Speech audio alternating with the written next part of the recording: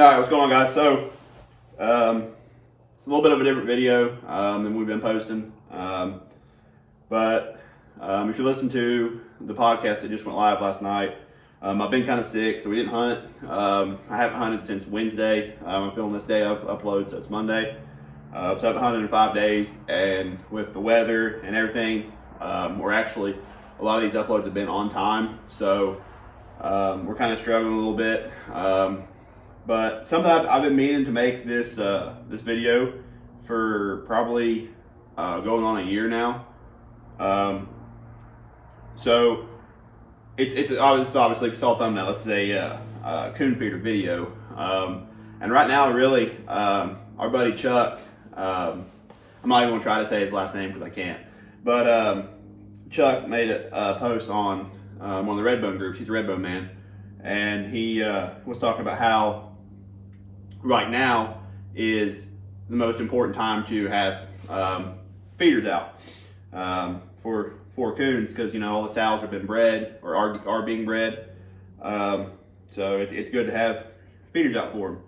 Well, on top of that, we've got Reaper is 12 months old, Izzy's 12 months old, Chaos just turned 6 months old, Karma's 6 months old. So we've got 4 dogs. Preston's dog Remy, she's about 20 months old. So we got 5 dogs here locally that we fool with that can benefit from a coon feeder. Now, obviously, there's good and bads and everything. There's a lot of dogs out there that get ruined on coon feeders. A lot of dogs that if they don't find a feeder bucket in 200, 300 yards, they'll just come back. So it's one of those things where you definitely need to be careful with it, as far as how you run on feeders, how often you run on feeders, and you got to know when to stop. But I wanted to make this tire video because if you guys seen videos, I've showed them in the past, especially this past summer quite a bit. I kept feeders pretty hot for Hercules. But if the buckets, I've had such problem with deer. I thought, Lord, these deer will. I had a cinder block sitting on top of a bucket, and the deer, a doe, I've got trail cam videos of it somewhere, actually drug I'm talking an 18-inch block, not just your regular standard block. I'm talking one of the big blocks I found, put it on top of the bucket, and she drug it off, chewed on the lid of the bucket, and then proceeded to eat a 5-gallon bucket worth of corn. Now, a 5-gallon bucket doesn't quite hold 50 pounds, but it holds probably 30, maybe even 40. So deer are a big problem with my coon feeders. I've got a buck named Carl. I've had him on, I didn't see him a whole lot this year, but last year and the year before, I had pictures of him at every single camera on this entire holler.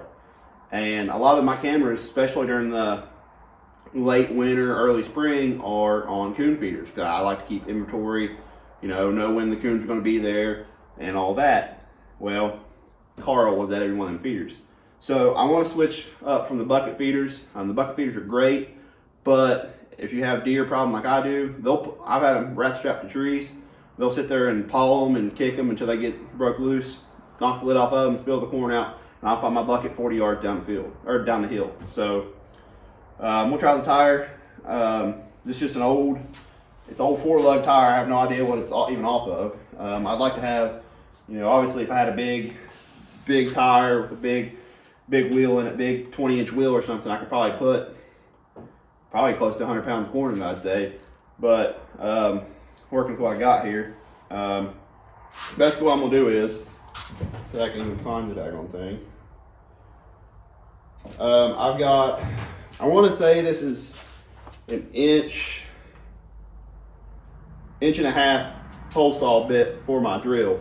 So what I'm gonna do is I'm just gonna come in here and probably do 8 holes in one side of the tire, and then I don't have any corn to put in it today, but I just wanted to make a quick video. We've been so consistent, and I've been working so hard trying to get all these videos out to you guys. So I just want to make a video on this and get something up for you guys tonight. So I'm gonna quit rambling. I gotta go grab my drill, and then I'll move you guys closer, and I'll probably drill 7 or 8 holes in this tire and talk about what we're gonna bait it with. All right, so it's got just a regular old drill with, like I said, that same 1.5 inch hole saw we talked about. I'm not gonna measure everything out perfect. I'm just gonna go around through here and drill 7 or 8 holes in one side of this tire so that they have multiple, they ideally have, 10 coons sitting here, feeding on this feeder. So get these holes drilled and get this thing wrapped up.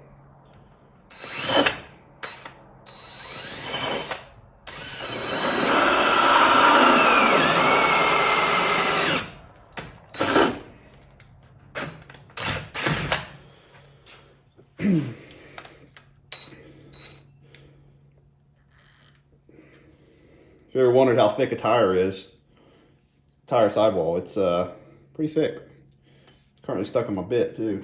You just have, it's not be perfect, but you'll have just little cookies basically like that. And just go around through here and do that 7 or 8 more times, 6 or 7 more times.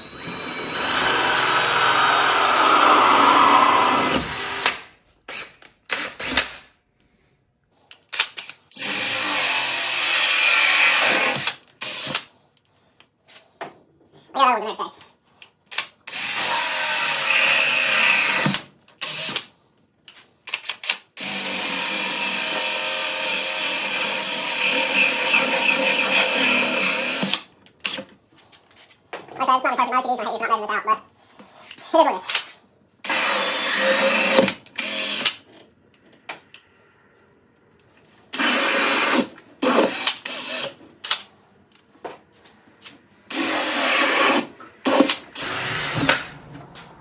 I really need to get me a new drill. I've about ruined this one, cleaning feed bowls with it.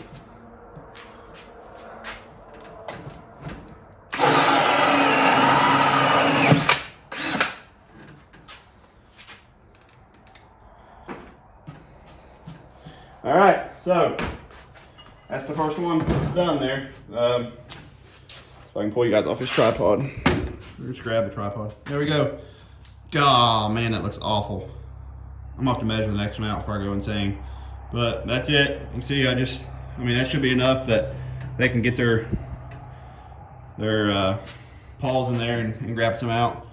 I'm sure they'll kind of chew at it a little bit. I think looking at it now, if I already had that hole saw for making the other feeders, but I might do a 2-inch hole if I had to do it over again. But that's that.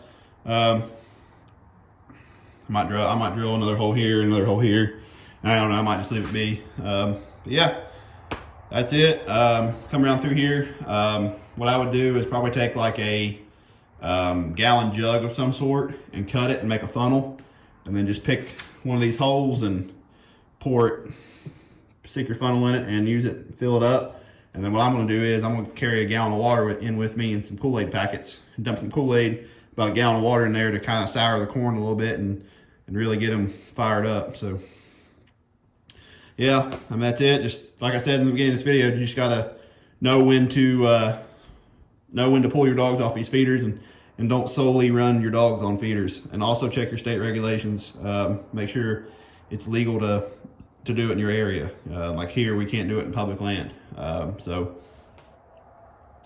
that's about it. Appreciate you guys watching, and hopefully Friday's video we get some coons treed, and not have a video like last Friday's video was, because that was a rough time for me. So if you guys haven't yet checked out probably the worst day of my life, last upload, and check out some other videos. Be sure to like, subscribe, comment what you think. If you got any tips for me, yeah, we appreciate y'all, and we'll catch y'all on the next one.